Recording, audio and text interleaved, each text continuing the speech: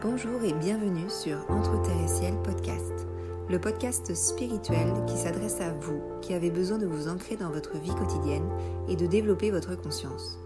Chaque semaine, je vous délivre des clés pour vous aider à relever vos défis du quotidien et vous sentir connecté et soutenu dans vos expériences de vie. Je suis Adélia, je suis guide holistique, enseignante en développement personnel et spirituel, clairvoyante et médium, et je vous accompagne à travers mes pratiques telles que le développement de l'intuition et des perceptions subtiles, l'énergétique, la cartomancie, l'astrologie et le développement de la conscience afin de vous aligner dans votre vie et d'en faire une expérience vertueuse et pleine de sens. Entre Terre et Ciel est donc destiné à toutes les personnes intéressées par ces pratiques, ainsi qu'à ceux qui sont en quête d'une spiritualité incarnée, ouvrant la porte à des applications dans la vie quotidienne. N'hésitez pas à me soutenir en vous abonnant et en notant ce podcast, et je vous souhaite une belle écoute.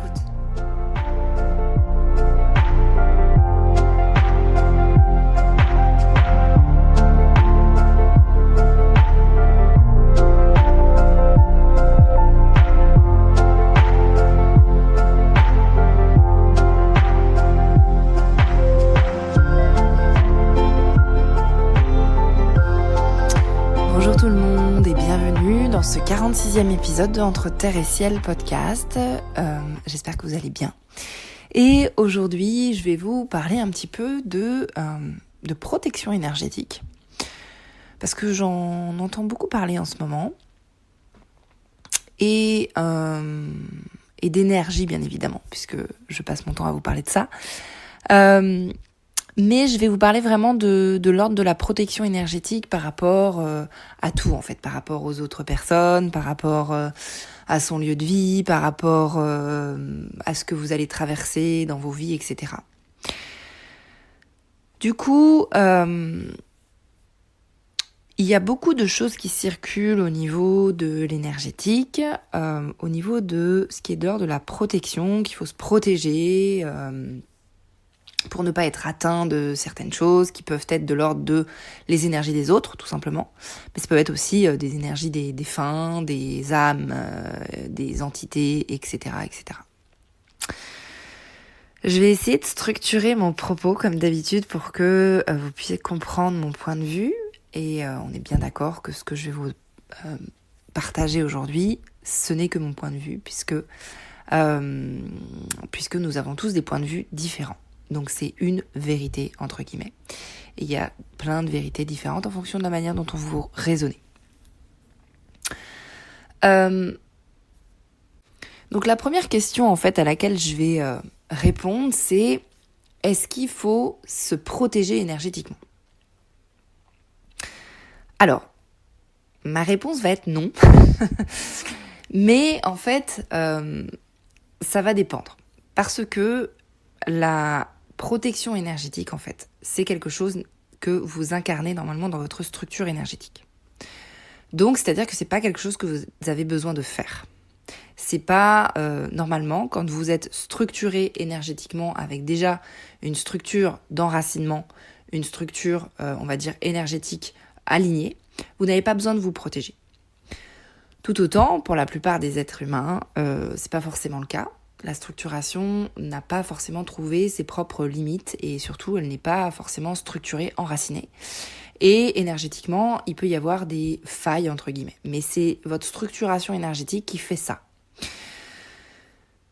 Du coup, quand vous êtes aligné énergétiquement, quand vous êtes structuré énergétiquement et que ça circule, vous n'avez pas besoin de vous protéger énergétiquement. Moi, par exemple, je me protège jamais énergétiquement. C'est-à-dire que ma structuration énergétique fait que j'ai pas besoin de me... Et puis, en fait, ça ne fait pas partie non plus de mes croyances, ça ne fait pas partie non plus de ma perception du monde. Pour moi, j'ai pas besoin de me protéger énergétiquement, puisque c'est comme si, consciemment et même inconsciemment, j'allais mettre en place des liens énergétiques qui me permettent d'être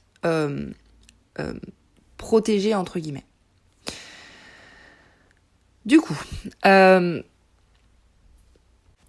pour moi, quand une structure énergétique est en cohérence, alignée, structurée psychiquement de la bonne manière, il n'y a pas besoin de se protéger, c'est-à-dire de faire des rituels particuliers, de porter des choses particulières pour être protégé. Puisque c'est inné, c'est comme intégré à votre propre structure énergétique. Tout autant, il y a des choses que vous pouvez faire quand même si vous sentez qu'il y a une faille à ce niveau-là, parce que si vous avez le besoin de vous protéger, c'est que structurellement parlant, vous portez ces structures-là. Donc il y a forcément quelque chose, soit, du coup, si vous avez une séance avec moi, on pourra les regarder et du coup, à force de vous aligner avec moi au niveau de votre structure énergétique, vous allez plus avoir besoin de vous protéger en fait.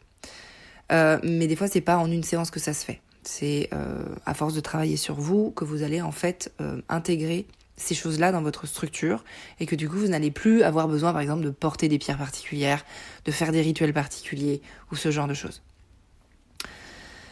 Je vais essayer de vraiment faire en sorte que vous compreniez parce que c'est un peu difficile à aborder ce sujet-là pour que vraiment vous saisissiez l'importance en fait des fois de choses qu'on met en place dans sa vie et qui font que on a besoin de se protéger parce qu'on pense de cette manière-là, mais en même temps, comme tout ce qu'on vibre devient notre réalité, si vous ne vous protégez pas, vous allez avoir dans votre réalité effectivement des choses qui vont vous faire dire que vous auriez dû vous protéger. Bref, j'espère que je vous ai pas perdu. Du coup, quand vous n'avez pas cette structuration énergétique qui vous permet de vous balader avec monsieur et madame tout le monde et de ne pas, de ne pas avoir besoin de vous protéger de quelconque énergie, qu'elle soit présente ou subtile. Quand vous n'avez pas ça de structuré intérieurement dans votre propre énergie, ce que je vous invite à faire si vous voulez avoir ça dans votre propre énergie, c'est de travailler en énergie avec des gens qui font ça, par exemple moi, mais d'autres personnes le font aussi.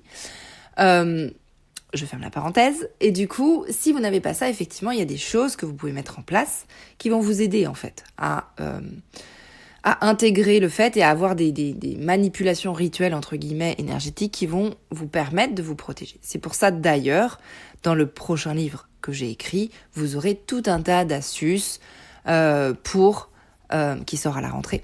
Vous aurez tout un tas d'astuces en fait pour vous protéger. Ce sont des astuces qui sont assez simples parce que effectivement c'est un livre pour que chacun puisse commencer à faire des choses.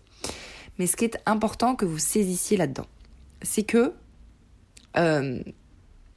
quand vous allez mettre en place des rituels, alors ça peut être tout et n'importe quoi, ça peut être des rituels où vous allez par exemple porter des pierres particulières, vous allez faire des trucs énergétiques particuliers, vous allez faire vous allez utiliser par exemple ça peut être du sel pour vous nettoyer, ça peut être, en fait, qu'importe. Ce qu'il faut que vous compreniez, c'est que c'est l'intention que vous mettez derrière tout ça qui va vraiment agir. Alors, je vais le faire en 2 points parce que il y a ça et puis il y a autre chose qui agit aussi. Donc, c'est l'intention. Si vous faites des rituels de protection qui résonne avec vous et que vous êtes intimement persuadé que quand vous faites ce rituel de protection, vous êtes protégé, alors vous allez être protégé. Parce que ce qu'il y a derrière énergétiquement, c'est votre pouvoir énergétique d'intention et qui va agir en fait sur la réalité de votre vie. Si vous suivez un petit peu tout ce que je fais, vous savez que pour moi, tout ce qui est de l'ordre de votre énergie, votre vibration, va s'incarner dans la matière ensuite par une réalité de vie qui correspond à cette vibration-là. Donc, si dans votre intention, vous êtes persuadé que si vous mettez de l'eau bénite sur vous, vous êtes protégé, vous serez protégé en fait. Il y a ce premier aspect-là des choses. Et puis, il y a un deuxième aspect des choses. C'est que on va utiliser généralement dans le monde du développement personnel, de la spiritualité, de l'ésotérisme, etc., on va utiliser des outils spécifiques qui sont déjà chargés énergétiquement par des égrégores. Donc, quand vous allez par exemple utiliser quelque chose de particulier au niveau énergétique ou par exemple, on va prendre la sauge. Si vous utilisez la sauge par fumigation pour vous protéger, vous nettoyer et vous protéger, vous allez émettre cette intention de vous protéger. Donc, vous allez vous sentir protégé. Donc, votre structuration va se dire qu'elle est protégée, donc rien ne va vous atteindre. Mais il y a autre chose qui rentre en jeu. C'est que la sauge, par exemple, ce que j'ai pris comme exemple, et la fumigation, alors va agir d'une certaine manière, mais elle va agir aussi parce que vous allez aussi vous connecter énergétiquement à l'égrégore de ça. Il y a tellement de gens, c'est tellement utilisé, sûrement parce qu'à la base, la sauge, effectivement, a un pouvoir particulier au niveau énergétique. Mais c'est tellement utilisé par de nombreuses personnes, il y a un égrégore énergétique. Et en fait, quand vous allez vous connecter à ça, par le biais de votre intention, ça va vous soutenir, ça va vous aider énergétiquement. Ça va faire en sorte que ça va nettoyer, ça va faire en sorte que ça va vous protéger. Donc en fait, il y a deux aspects des choses. Si vous vous connectez à... ça peut être le gros sel aussi pour vous nettoyer, vous protéger, etc., enlever les mauvaises énergies, entre guillemets. Effectivement, ça va déjà le pouvoir de votre intention, puisque vous allez le faire avec une intention de vous nettoyer, de vous protéger.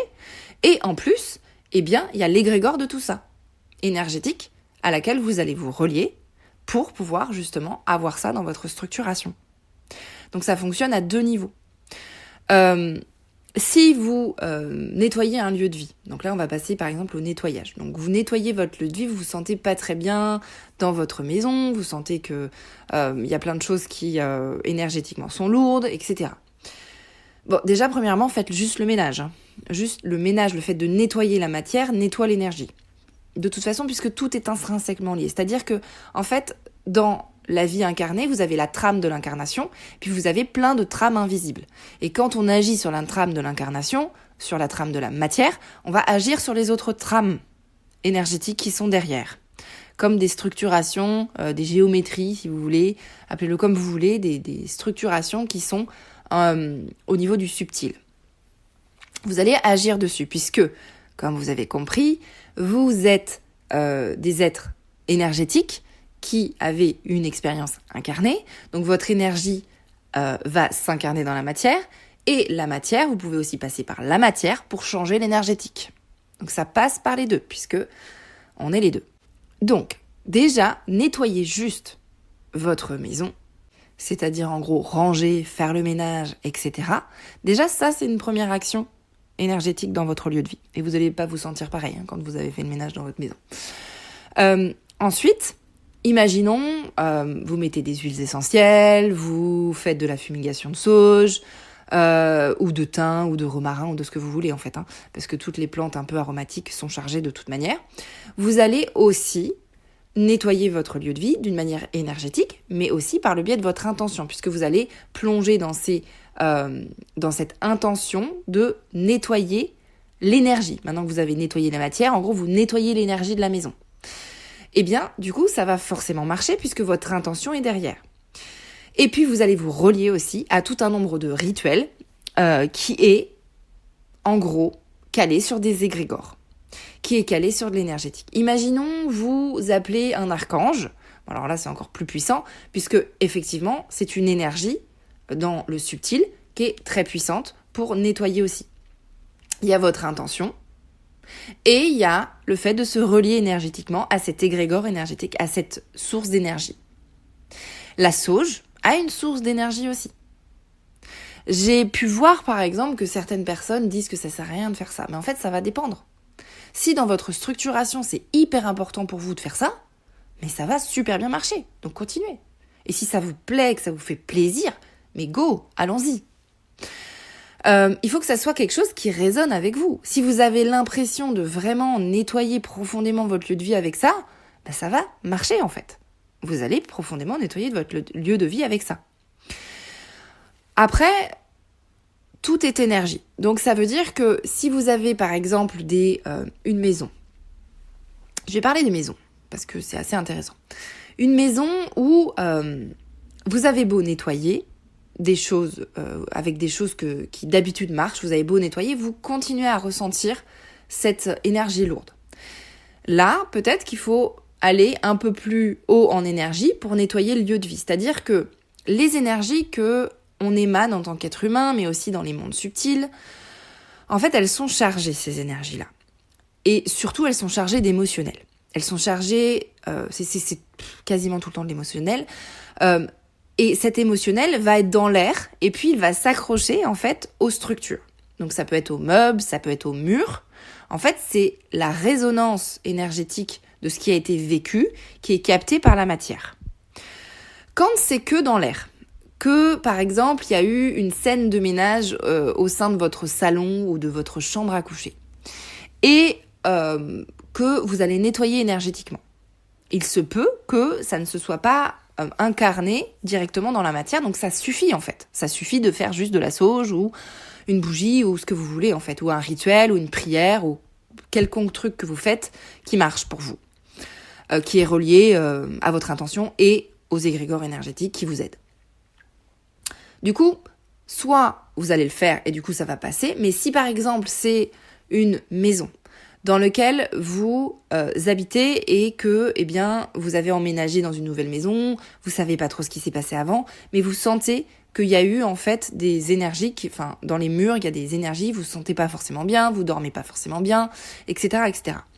À ce moment-là, si juste le fait de nettoyer énergétiquement de la manière dont vous faites d'habitude ou avec des nouveaux rituels qui marchent pour vous, que vous mettez en place, ça ne fonctionne pas, il faut peut-être aller plus loin dans le nettoyage énergétique. Et là, il y a des personnes spécialisées pour ça, en fait, tout simplement, qui vont nettoyer, en fait, les énergies de vos maisons.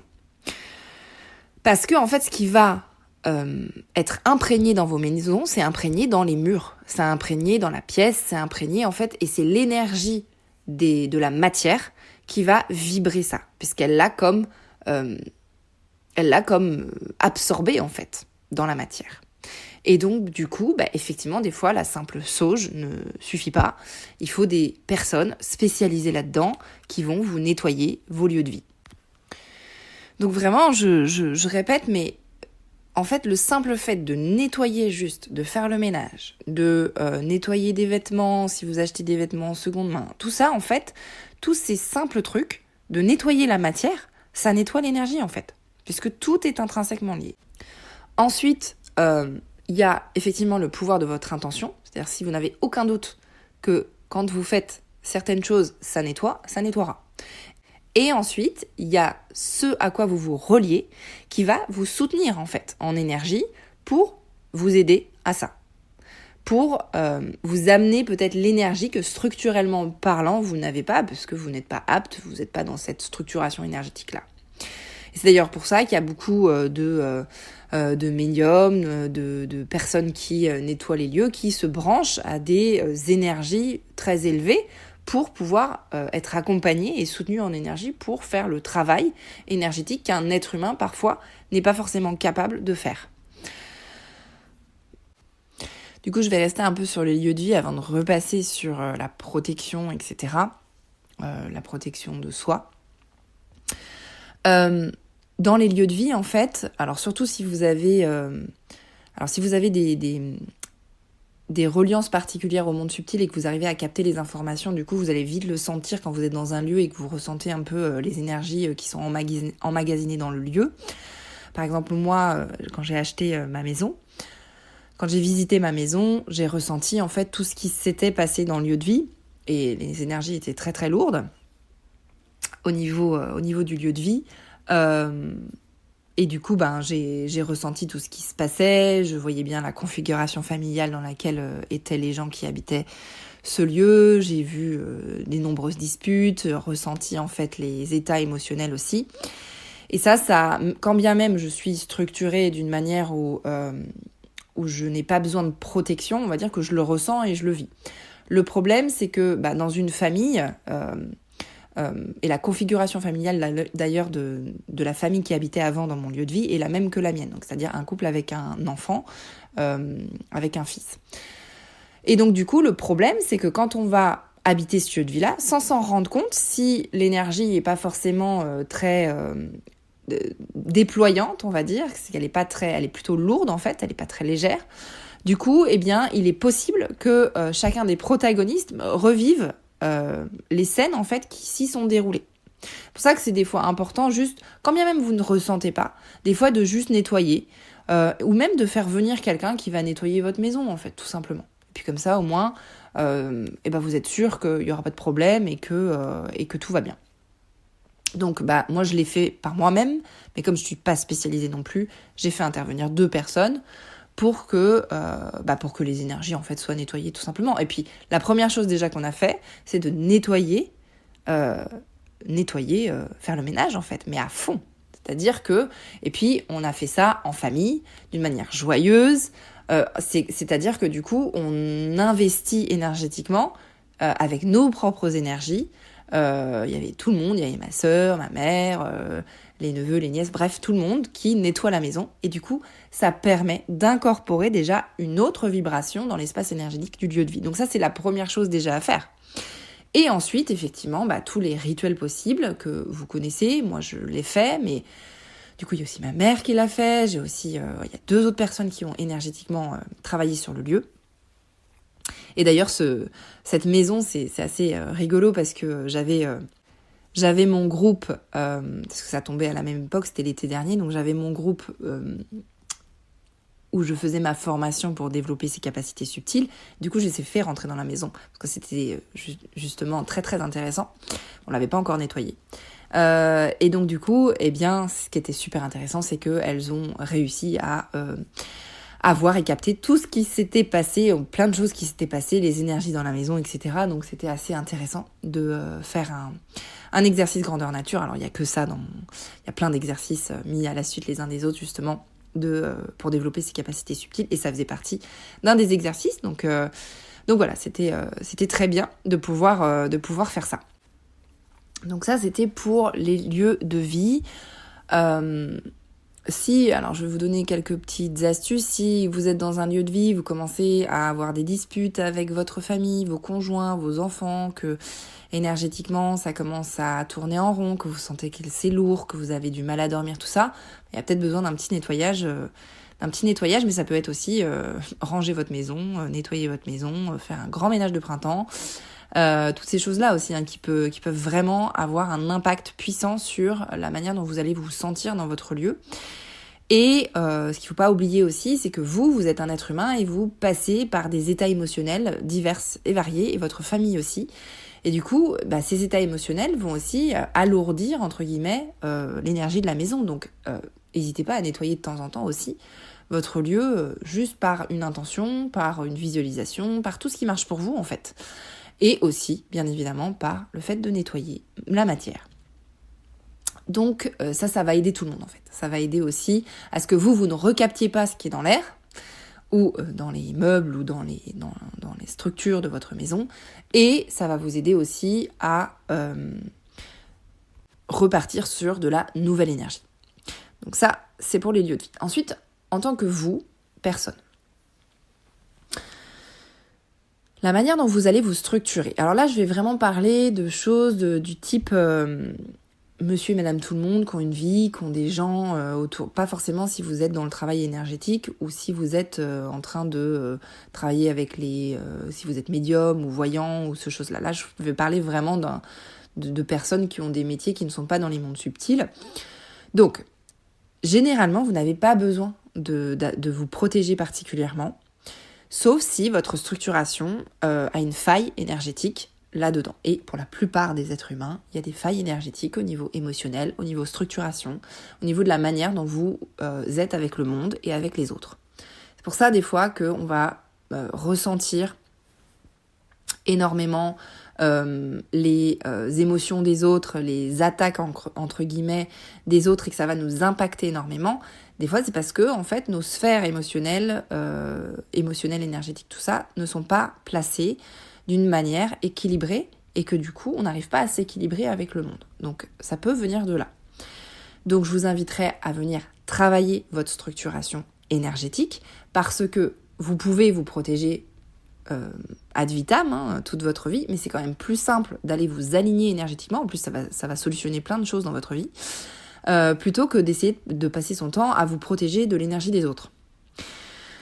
Donc, votre énergie, elle va se restructurer. Donc, par exemple, si vous travaillez avec moi, elle va se restructurer pour que, vous n'ayez plus cette obligation de vous protéger de X ou Y énergie qui vous impacte. Et ça, j'ai envie de dire, de tout ce que j'ai vu, c'est aussi valable pour les gens qui sont très sensibles et qui sont hypersensibles. C'est-à-dire que votre structuration, de toutes les personnes hypersensibles avec lesquelles j'ai travaillé pour l'instant, en fait, l'hypersensibilité est une grande force. Et c'est un joyau que vous avez en vous. Si vous n'arrivez pas à en faire une force, c'est que structurellement parlant, il y a quelque chose à réaligner pour que vous puissiez en faire une force. Si vous n'arrivez pas, par exemple, à être en lien avec le monde, si votre hypersensibilité vous impacte vraiment dans votre quotidien, c'est qu'il y a quelque chose à aller regarder pour restructurer ça dans la bonne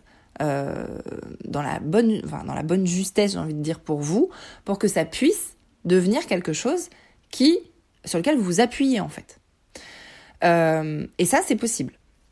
Si vous avez des capacités subtiles qui vous envahissent, donc là je vais parler vraiment des personnes qui sentent qu'ils sont connectés à tout le temps, c'est que structurellement parlant, il y a quelque chose à aller remettre en place, bouger, pour que vous puissiez justement utiliser ces capacités à bon escient ou ne plus les avoir de cette manière-là, mais que ça ne soit plus un enfer pour vous en fait. Je vous dis ça parce que moi-même je suis passée par là. Donc structurellement parlant, j'avais une structuration énergétique qui faisait que j'avais tout qui m'arrivait en même temps. Et c'était pas agréable du tout à vivre, c'était même l'enfer. Mais du coup, ça venait de ma structuration énergétique, qui n'était pas calée de la bonne manière. Et tout seul, pour s'en sortir, c'est très compliqué. Si vous n'avez pas quelqu'un qui va se brancher sur les informations que vous portez et qui va les remanier d'une manière expansible pour vous et, on va dire, vertueuse, ça va être compliqué de le faire tout seul. Alors vous avez passé votre temps à vous protéger énergétiquement avec plein de choses et des fois en plus ça marche pas. Moi j'aurais pu faire tout et n'importe quoi, ça ne marche pas. Ça ne marchait pas. Je me connectais à tout le temps, non-stop. Et il fallait que ma structuration énergétique bouge pour que je puisse me brancher, avoir un bouton on-off quand je veux en fait. Donc si vous êtes dans ces cas-là, faites-vous accompagner par les bonnes personnes. Donc ça peut être moi, mais ça peut être d'autres personnes. Sachez que pour les personnes qui veulent vraiment travailler ces aspects-là, donc de branchement au monde subtil en fonction de votre propre énergie à vous, parce que c'est ça aussi, c'est que vous avez une énergie particulière, j'ai des packs de séances spécialement pour ça, où je vais vous aider à utiliser vos propres joyaux, entre guillemets, vos propres reliances au monde subtil, pour que vous puissiez en faire une force et que vous le mettiez même au service de quelque chose dans votre vie. Donc ça, c'est mes packs de séances. Je vais les mettre en description si vous souhaitez. Ce qui fait que généralement, ce sont les personnes qui vont venir faire ce pack de séances sont des gens qui ont déjà une connexion ou qui savent qu'ils sont là-dedans et qui ont un métier qui correspond à ça. Parce que je vais faire en sorte de vous aider à mettre ces perceptions-là. Donc on va ouvrir de la bonne manière vos perceptions subtiles, qui sont généralement déjà là, mais on va juste structurer votre énergie pour que vous puissiez en faire une force et un accompagnement dans votre profession, souvent. Donc ça peut être des personnes qui sont déjà dans le milieu soit du coaching, du développement personnel, de l'énergétique, et qui veulent mettre ces perceptions, ces reliances au subtil au service de ce qu'ils font dans leur vie. Ça peut être aussi de l'art-thérapie, des choses vraiment, de l'accompagnement qui va vous permettre en fait de vraiment brancher de la bonne manière au subtil pour pouvoir l'incarner dans votre réalité qui va vous servir à vous expandre, à évoluer dans cette direction-là. Donc ça, c'est un petit aparté aussi que je fais et du coup, ça marche très bien et vous n'avez pas besoin de vous protéger par la suite puisque c'est inhérent à votre structure énergétique. Parce que j'entends beaucoup de choses dans le monde de l'ésotérisme et de la spiritualité, comme quoi il faut absolument se protéger de tout, etc. En fait, ça dépend de la manière dont vous vous structurez. Vous savez, moi, j'ai pas besoin de me protéger, je me protège jamais, je me branche sur vous, je me débranche de vous. Par contre, mon énergie, je sais que je vais pas aller l'emmener n'importe où. Je vais pas faire n'importe quoi non plus, je vais pas me brancher à un passant dans la rue. Mais ça, c'est de l'éthique, en fait. Et ça, c'est de la structuration énergétique qui fait que mon ego a bien compris qu'il fallait pas faire ce genre de choses. Donc, Ça, c'est vraiment ce que je voulais vous faire passer comme message. Après, si dans votre vie, vous avez besoin, parce que c'est un kiff pour vous, de faire des rituels, parce que c'est la manière dont vous voyez la vie et que ça vous expand de joie, etc., mais allez-y. Si vous avez besoin de passer à la sauge votre bureau avant de faire des séances de coaching ou quoi que ce soit, mais allez-y. Parce que ça veut dire que ça a du sens pour vous, donc ça veut dire que c'est absolument nécessaire pour vous, et c'est ok. Si par contre vous n'avez pas envie de faire ça, et que ça vous saoule de faire ça, mais que vous devez le faire parce que nanana, bah changez, faites autre chose, faites un autre rituel, ou essayez de vous détacher des rituels et de travailler justement votre structure énergétique pour que vous puissiez être tranquille avec ça. Parce que souvent, la peur va nous faire ce genre de choses et qu'on va avoir besoin de ces choses-là à mettre en place dans notre vie au niveau des systèmes de protection parce qu'on a des peurs, etc. Donc à ce moment-là, travaillez sur vos peurs. Et du coup, vous allez pouvoir travailler beaucoup plus sereinement, en fait, dans ce que vous êtes en train de faire. Pareil, si vous vous sentez drainé énergétiquement quand vous êtes en lien avec certaines personnes, je vous inviterai à aller regarder votre structure énergétique pour voir ce qui se passe, en fait. Pourquoi est-ce que vous vous sentez drainé ? Qu'est-ce qui fait qu'il se passe ça dans votre vie ? Et voilà, et on peut le travailler en séance, et ça c'est des séances classiques. Si vous vous sentez drainé par l'énergie de vos parents, etc., on va voir ce qu'il y a à mettre en place dans vos structures, et du coup ce qui va changer aussi dans votre réalité, puisque ce qu'on va changer dans vos structures, ce qui fait que vous n'allez pas avoir les mêmes réactions avec les gens non plus. Vous n'allez pas peut-être continuer à voir ces personnes-là ou à être énergétiquement structuré de cette manière-là et donc avoir des actions qui font que vous ressentez ça.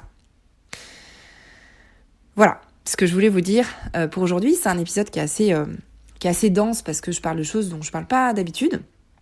Et ça vient aussi d'une question de quelqu'un qui m'avait demandé un jour comment je faisais justement pour ne pas être impactée par tout ce que je vivais dans mes séances avec les autres. Tout simplement parce que ma structuration n'est pas impactée. Parce que structurellement parlant, maintenant, alors avant c'était pas le cas, mais avant j'arrivais même pas à me brancher et mettre le bouton en off, en fait j'avais pas de bouton en off, c'était on tout le temps.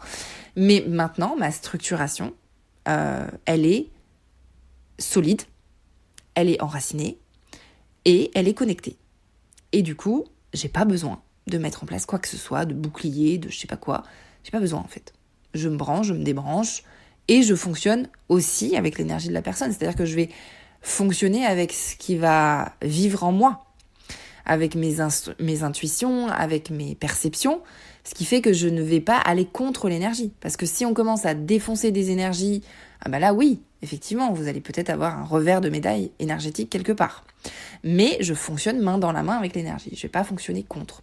Si vous avez une structuration qui fonctionne contre, effectivement, vous allez peut-être devoir avoir des protections énergétiques pour pouvoir faire ce que vous faites de cette manière-là.